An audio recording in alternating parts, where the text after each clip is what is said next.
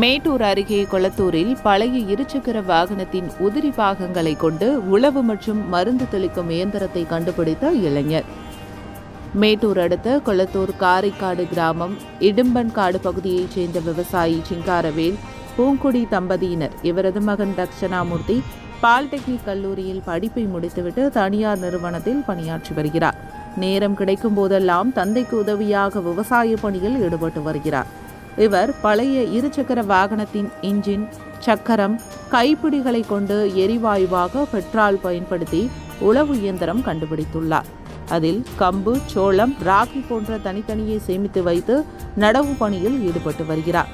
மேலும் 35 லிட்டர் தண்ணீர் கேன் பொருத்தி அதில் களைக்கொல்லி கலப்பை மூலம் விவசாய நிலத்தில் தெளிக்கும்படி வடிவமைக்கப்பட்டுள்ளது.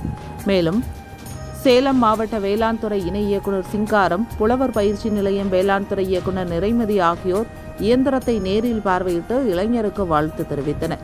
இதுகுறித்து தக்ஷணாமூர்த்தி கூறுகையில், நடவு முதல் அறுவடை வரை பல்வேறு விவசாய பணிக்கு குறித்த ஆட்கள் கிடைப்பதில்லை. இதனால் விவசாய பணிகள் பாதிக்கப்படுகிறது. இதனால் விவசாயிகள் பல்வேறு இன்னல்களை சந்தித்து வருகின்றனர். இந்த சூழ்நிலையை கருத்தில் கொண்டு பழைய மோட்டார் சைக்கிள் உதிரி பாகங்கள் மூலம் 13,000 மதிப்புள்ள உழவு இயந்திரத்தை கண்டுபிடித்து தற்பொழுது விவசாய பணிக்கு பயன்படுத்தி வருகிறேன். இதன் மூலம் நேரம், பணம் இரண்டும் மீதமாவதோடு விவசாய பணியை விரைந்து குறித்த நேரத்தில் முடிக்க முடிகிறது. இதன் மூலம் நல்ல மகசூல் கிடைக்கவும் வாய்ப்பு இருப்பதாகவும் தெரிவித்தார். இந்த உழவு இயந்திரம் விவசாயிகளுக்கு மிகவும் பயனுள்ளதாக இருக்கும் என்றார். இதேபோல் குறைந்த விலையில் விவசாயிகளுக்கு உழவு இயந்திரங்களை வழங்கினால் சிறு குறு விவசாயிகள் பயனடைவார்கள் என தெரிவித்தார்.